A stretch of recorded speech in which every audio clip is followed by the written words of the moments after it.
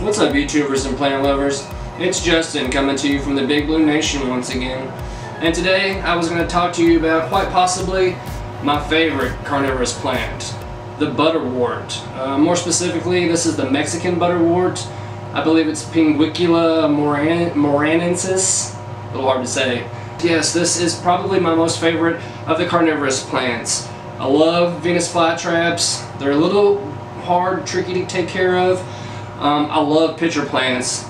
They're probably tied with butterworts for my first favorite carnivorous plant, just because they're so vast and beautiful and cool and easy to take care of. But the butterworts are probably my most favorite just for the accessibility or the easiness just to take care of these guys. These guys are like cacti, except they need a little bit more water, quite a little bit more water than a cacti would. But they thrive on neglect. These guys, in their natural habitat, they're used to having nutrient-poor soils or substrate. So these guys can, as long as you can give them adequate water, these guys will be fine.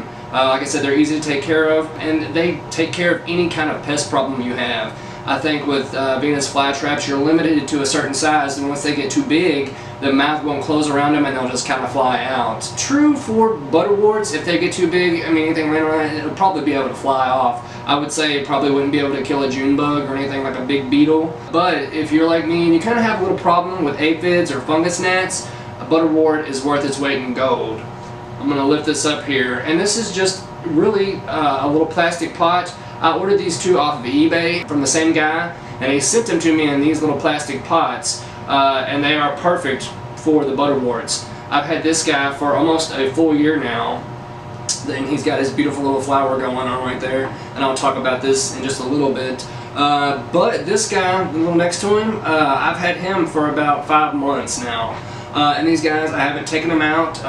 As they do get bigger, I do put a little bit more sphagnum moss down in there, kind of tuck it up underneath its leaves just to give it a little bit more.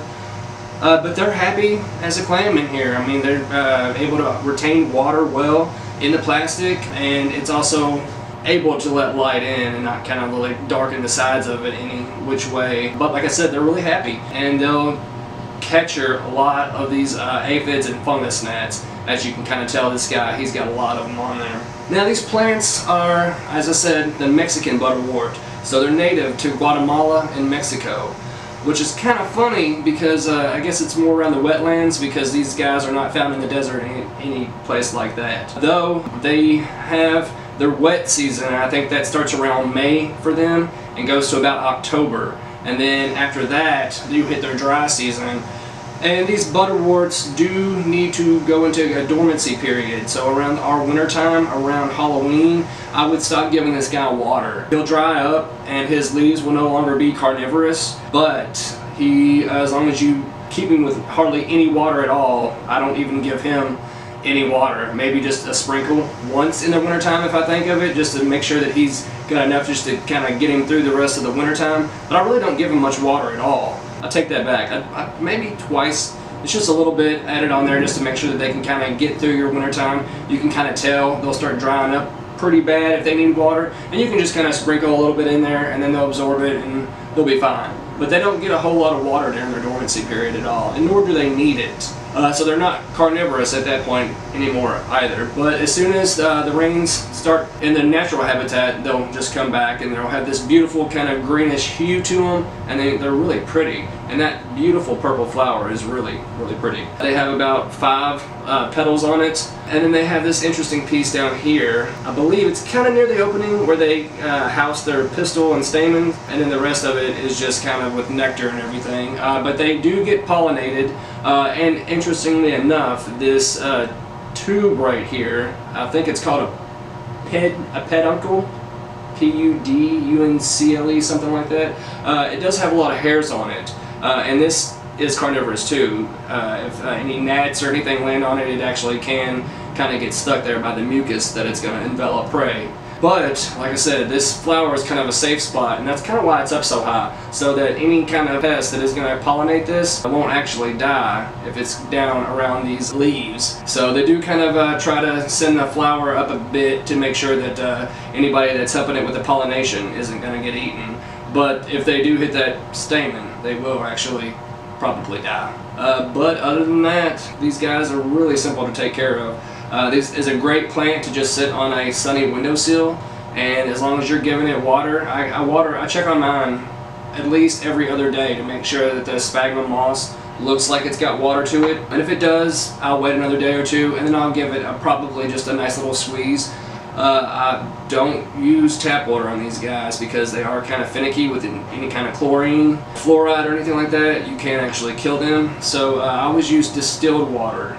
It's really cheap. You can go to Myers and get it for like 80 cents on the gallon, and it doesn't have any of these kind of chemicals or anything that will harm your plant. And you can just kind of sprinkle maybe a capful down in there every 3 to 5 days. And other than that, I mean, like I said, they're worth their weight in gold. And if you do have any kind of smaller pest problem, get a couple of these guys and they'll be fine. Everybody will win because they'll eat and be happy, and then you won't see these little gnats flying around your plants anymore. So that is awesome.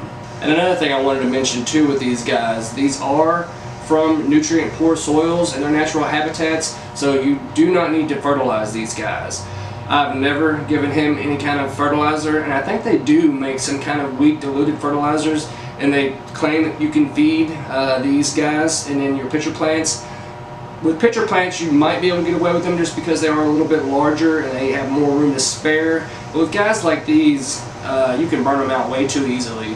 As long as you see that every once in a while they've got a little gnat or fly around here, you're fine. You don't have to actually go out and try and kill something in nature and bring it in and feed it to them, although you can, as long as it's small enough. But as long as you've got it with enough water and you've got it in your house, a pest will find it. It's got these little mucus glands that secrete from the leaves, and to a passerby going really fast, it probably looks like water. So that draws them in, and they land on these leaves, and wherever they land, they pretty much are going to die. They can't get off of that, and the struggling will cause the leaves to release more, just a mucus kind of membrane kind of solution that comes out of the leaves. And interesting enough, the Mexican butterwort's able to bend the edges of the leaves to kind of bring more mucus glands in contact with the struggling insect, and as the plant starts to taste the nitrogen from the prey, it will begin to release a whole lot more digestive enzymes that will actually kill the pest. So these guys are able to take care of themselves in the feeding department, so you don't have to do that at all. And now you'll notice with this one, you can see a little bit of green tint in here. That is a little bit of mildew or mold that kind of comes in there, and a little discoloration. That's normal and fine. A little bit won't actually hurt the plant. And in fact, you'll even see kind of like on this leaf right here, there is a little bit of necrosis. It looks like it's just dying. Some of that is normal too. You've got to remember these newer leaves come in at the top, so any of these bigger leaves down at the bottom are the oldest. And occasionally the plant will shed some of those leaves. You can, once you see that it's mainly all black, give it a little tug. If it comes off, fine. If not, don't pull the plant because you'll uproot it really well. So just be very careful, and if you can reach it, you can remove it. But I guess if you do see a whole lot on there, I have no idea about that. I would suggest getting a light fungicide and kind of spraying a little test area around it to make sure it's not going to kill your plant. But just remember, some discoloration is going to be normal with these guys, and that should be fine. Like I said, I've had this guy a year, and he's had some problems, but he's always managed to take care of himself. They are easy plants to take care of as long as you do give them water, so don't forget that. And light, make sure that if you do have them sitting on a windowsill, have it back a little bit, maybe on a table that's kind of on a windowsill. Just because the windows are kind of drafty and they get really hot in the summertime, you can burn these guys out, and if the temperature goes up, the water intake needs to go up too. Do not forget that. Your plants will dry out, and they'll be one of the first to go in the plant department around your house.